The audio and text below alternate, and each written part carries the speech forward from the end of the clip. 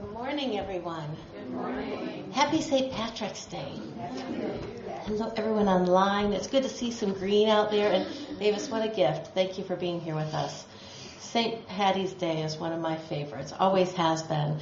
It comes with many memories of my mom and other family members and just how much they loved it. So it's always such a gift. 5 years ago today, I was here talking about no luck needed on St. Patty's Day. And it's interesting because I want to share with you the secret of luck. But the truth is, no luck is needed. But we're going to dive into that a little bit deeper.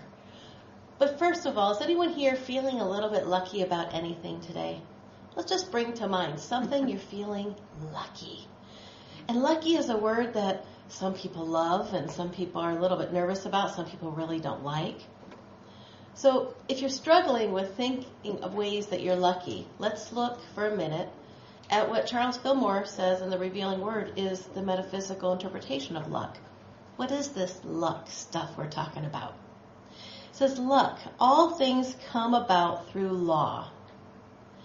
Men sometimes blindly keep the law or part of it for a time, and it works for them. Not understanding the cause that produces their success, they call it luck, and build up a belief in chance. Luck implies something comes to you, but only by chance. But if you notice, we talked about when they were keeping blindly the law. So was it really by chance? Do you ever find that things seem like they're by chance, but in hindsight you can see how you got where you ended up? Good or bad? So, as all things in the universe occur in a lawful way, in an orderly sequence. I mean, these are the 12 powers we talk about, the unity principles we talk about. The truth is that there's little opportunity for luck or accident. Sometimes we call it divine order. Sometimes we see that our efforts got us where we were headed. In fact, have you ever noticed that no matter what you go looking for, you find it?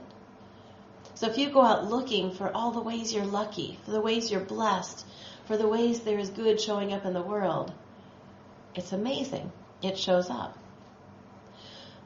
But I'm sure no one in here, but we all know at least someone who goes out looking for what's wrong. And they find it too. It's all included, right? The good, the bad, the beautiful, the what we might call ugly, it's all a judgment for one. And it's all included. And it's what we go looking for. So every effect comes from the cause. So without law and order, the universe would be complete chaos, of course. But the thing is those things are happening with or without us even noticing, without our efforts, without us having to make them happen.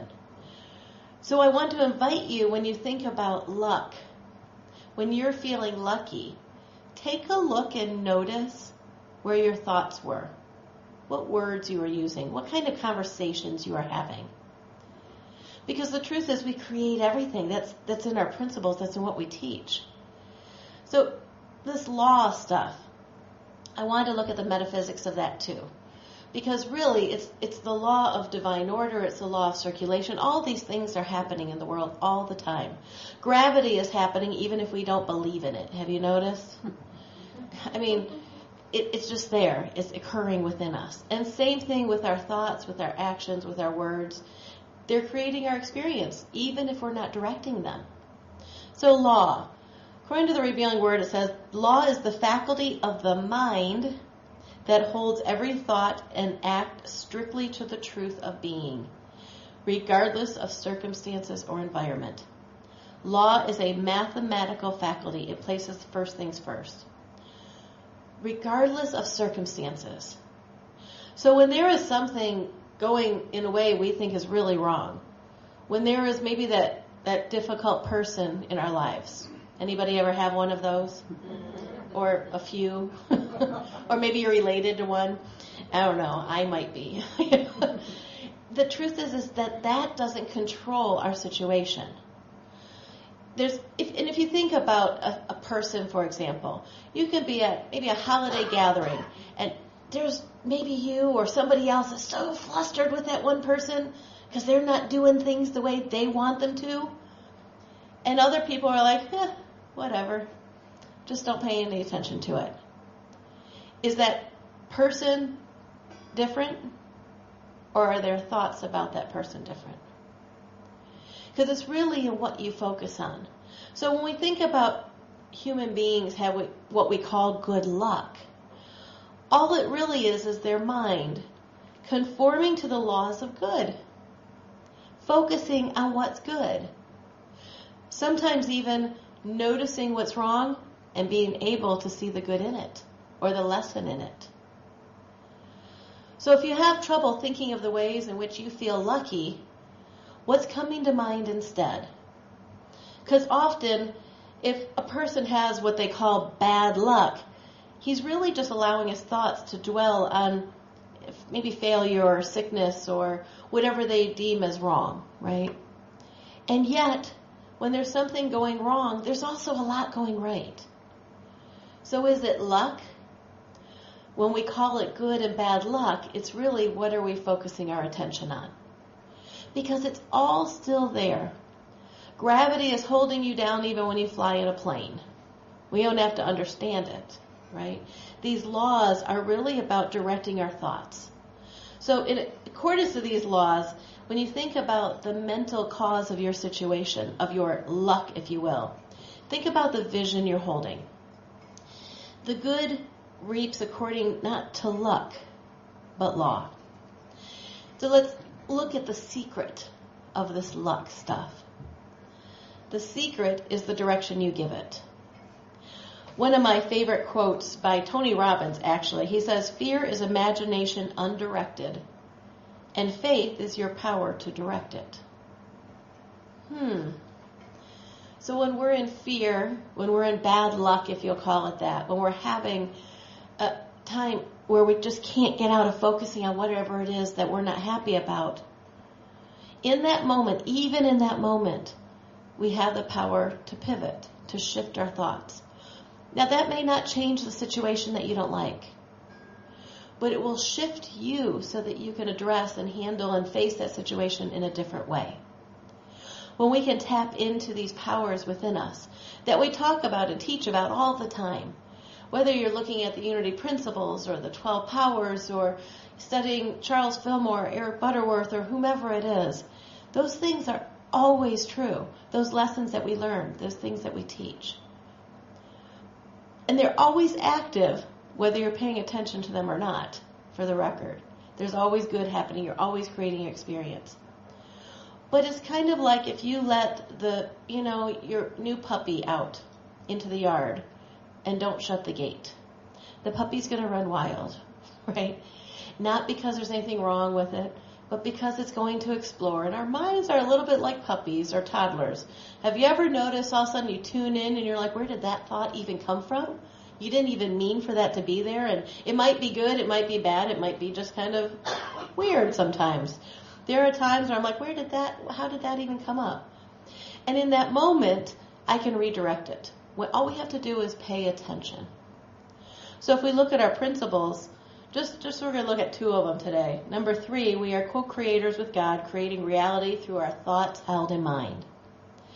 So when you are thinking, oh my goodness, I have a friend who for years has been telling me, oh, it doesn't matter what the weather's like, it's going to snow. It always snows after my son's birthday, and that's the beginning of April, so don't think spring started yet. And I'm like, well, can you please quit saying that?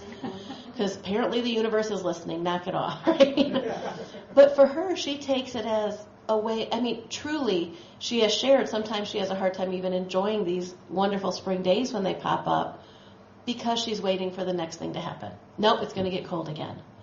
And I had noticed that years ago, one of the first times we had this conversation, like, oh my goodness, I don't do that in the spring because I'm like, it's 60 today, we don't have to talk about tomorrow. I can be really present with that, but I used to do that with the fall.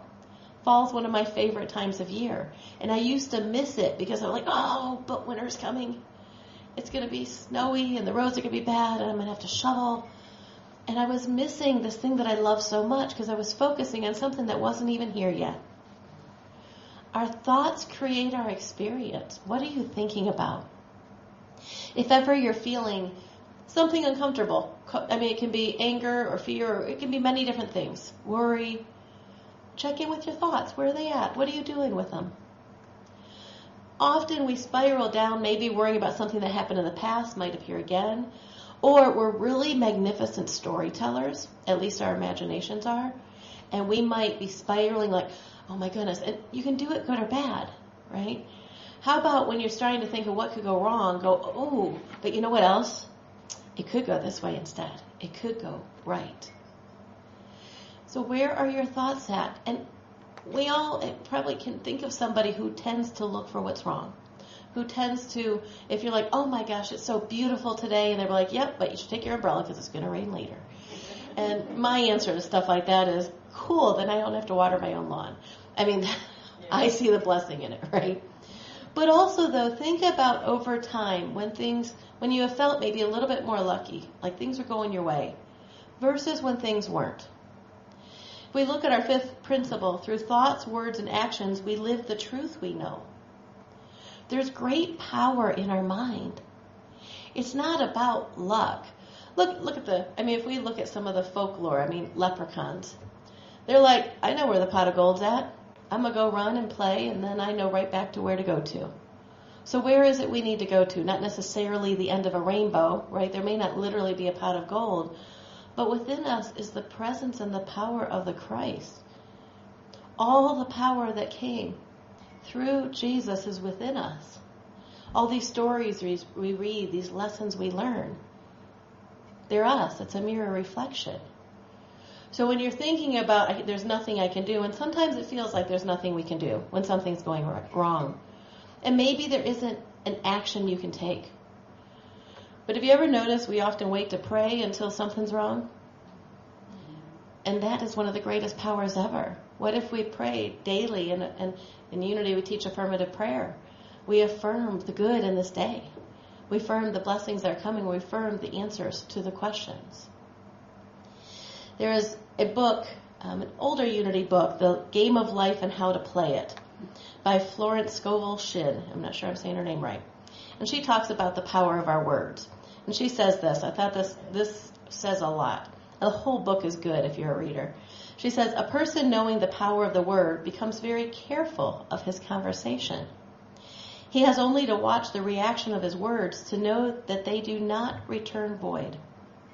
Through his spoken word, man is continually making laws for himself.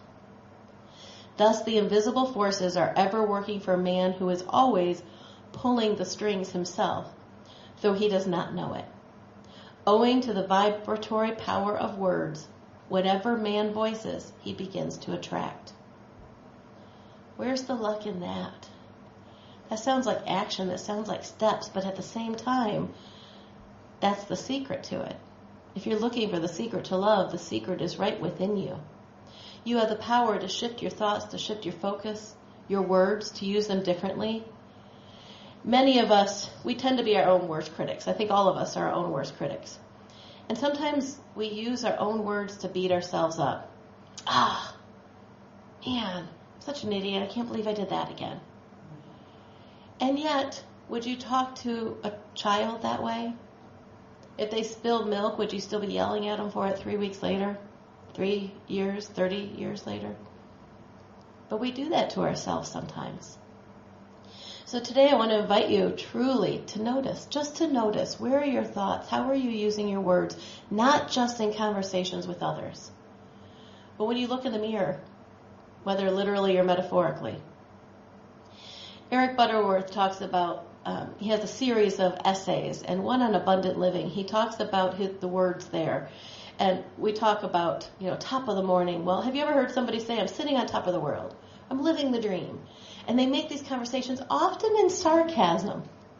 And I want to point that out because, our energy, our vibration, our intentions, our feelings are the fuel behind our words. If we're like, oh, great, I'm so grateful this is happening right now, and we mean it in sarcasm because something just went wrong, our feeling is what is attracting to us. It's what's being planted in our minds. Our brains don't know the difference between real and imaginary. So if we can imagine the outcome, we don't need to know the how, because the universe is working in and through and as each and every one of us. The answer to your prayer may be sitting right in this room. Someone may know that resource that you've been looking for, or have gone through something and found the answer that you're now looking for. We never know. But if we are going out into the world and using our words that sound like good, but we're like live the dream. I hear that a lot at work from the people who don't like their jobs. How you doing today? Living the dream. And then they grumble as they keep going. It's like, okay. Well, Eric Butterworth has a really great perspective on this. He says, have you ever said or felt I'm sitting on top of the world? And you may reply, yes, but not for very long. It would appear that such occasional experience of all rightness comes by way of good luck. So we think we must enjoy it while it lasts, for the good luck can quickly change to bad luck. Like we're always waiting for that other shoe to drop, so to speak, or we're, hope for the best but plan for the worst. So what are you really focusing on? Expecting the worst, right? And just in that, if that's what you're expecting, that's what you're attracting. He goes on to say, thus when we are sitting on top of the world, it is not the world of people and conditions and things. It's the world of consciousness. We can enjoy this experience at any time, even when the people, conditions, and things of the world may be anything but good. So next time you have any feeling of well-being about life, analyze your state of mind. He says, you may make the great discovery that joy and peace and enthusiasm are not just reactions to things, but the causes of them. You are the cause. So what are you causing? I've often said, energy is contagious. Is yours worth catching? I said that more when my kids were teenagers than I do now. But that was often when I said, careful. They're contagious. If the people around you catch your attitude, is that going to make you very happy? Is that going to make anything better? Because you have the power to shift your own attitude, your own focus, your own thoughts, right? Consciousness calls for discipline and practice, though. The laws are always working for us. But in order for us to mind, our words, our thoughts, our actions, we have to be very aware, very conscious of our consciousness. And we have to practice. And maybe there's no judgment. And maybe, you or someone is that person is always like, look at the gray sky. And you know what? That is what it is. It's patterns, it's habits.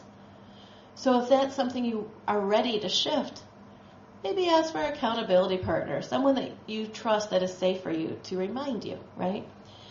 Or start putting things in place like sticky notes with affirmations or positive music you play or whatever it is to begin that shift. You don't go to the gym one day and think you're going to come out in great shape, right? I mean, I wish, I really, really wish. I wish we could eat one salad and, be fit, right? But it really takes discipline, practice, consistency.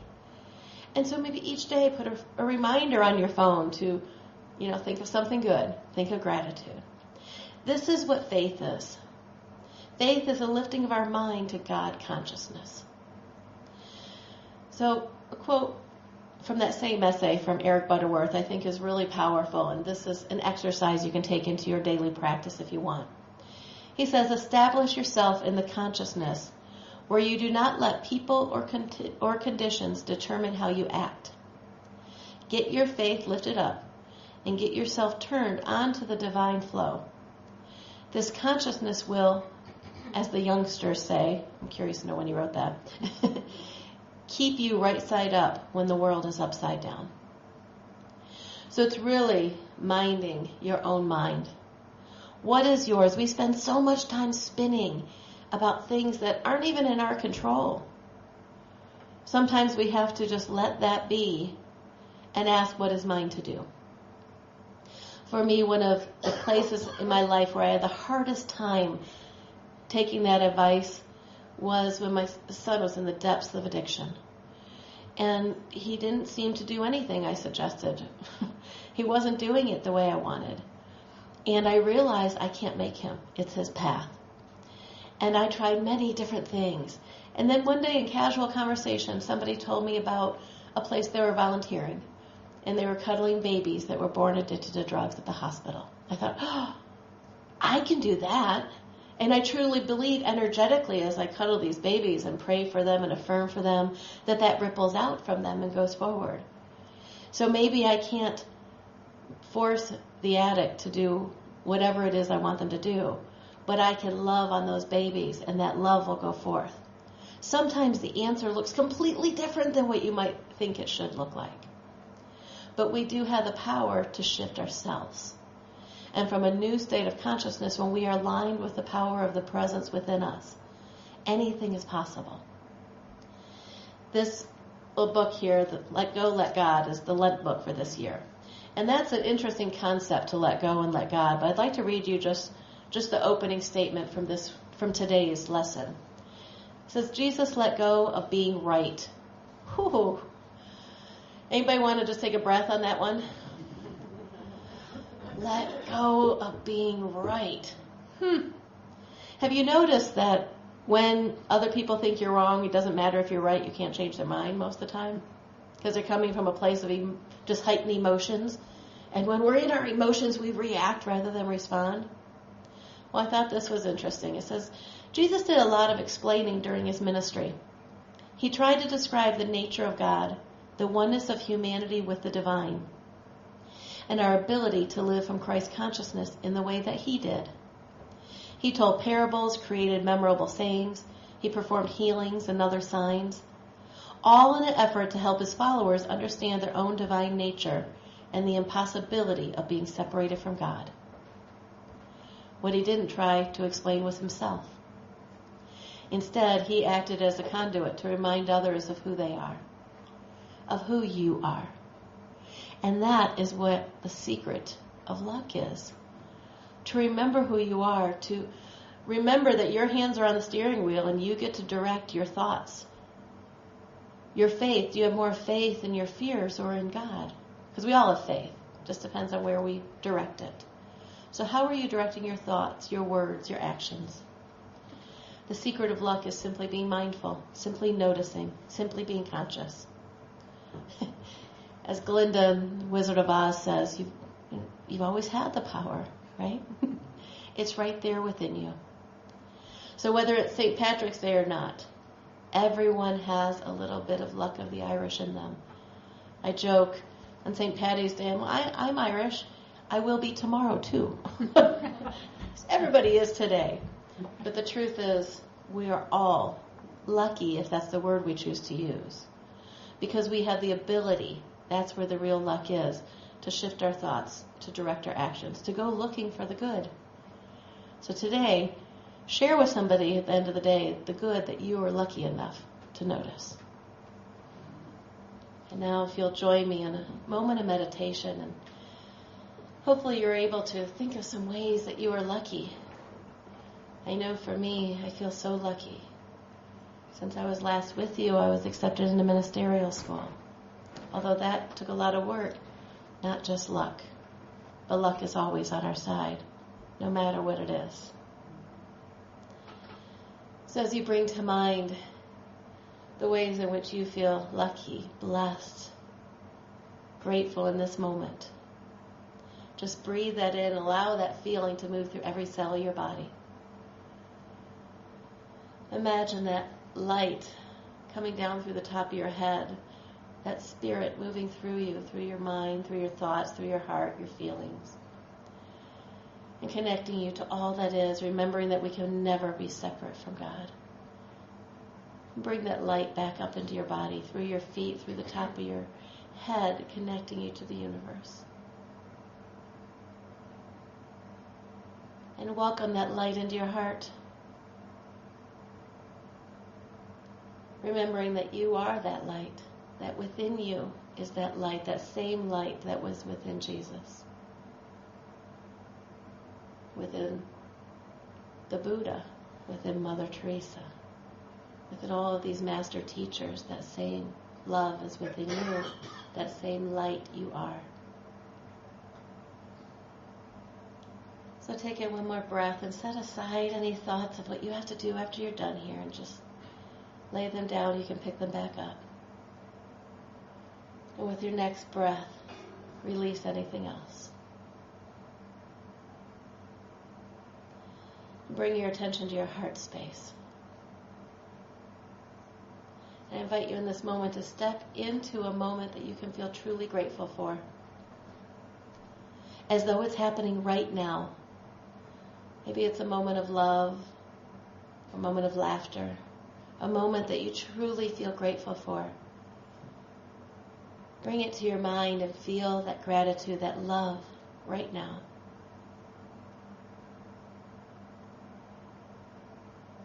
And with your next breath, bring to mind another moment that you can feel truly grateful for.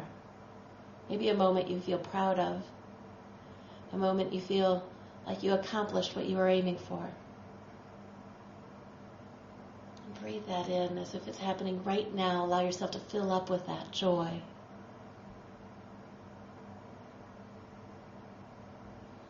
And one more time, with your next breath, bring into your heart a memory of love. A moment of love that you can feel so grateful for. Step into that moment. Feel that love as if it's right now happening in this moment. Maybe a moment that brings a smile to your face. That reminds you of how much you are loved, how much you love someone else.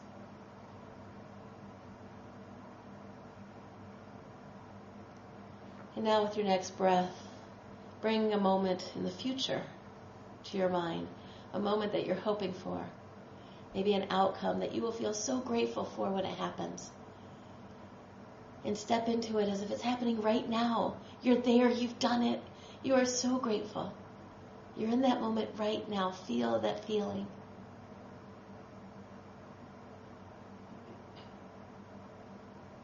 And one more time, another moment from the future, maybe a moment with loved ones, with friends, with family, that you can feel so grateful for the time you're spending, their presence in your life.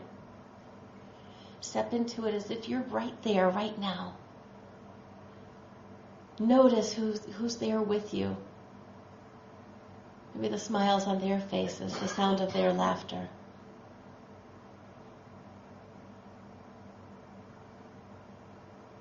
Now bring all of that love and that light and that gratitude into your heart. And with your next breath, send it out to the world, out to your loved ones, out to your neighbors, to your community. Send it out a little further to people you pass on the streets, maybe your coworkers. And let that light extend a little further, so far that it reaches all the corners of the earth, bringing to the mind of each and every person something they can be grateful for in this moment. One small spark of light that they can be grateful for. Send that out to each person that you're holding in prayer, to each situation that you've held in prayer, just that smallest spark of light. And see it illumine the darkness. And now bring all that back into your heart and just hold it there for a moment.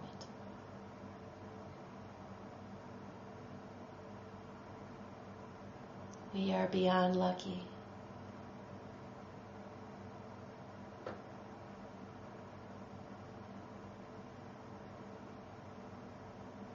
We are the luck that others receive, that others experience.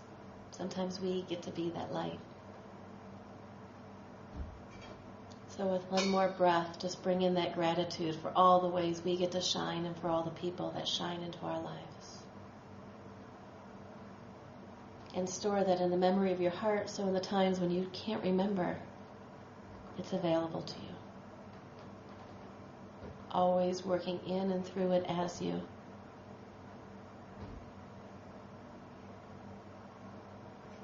And so it is.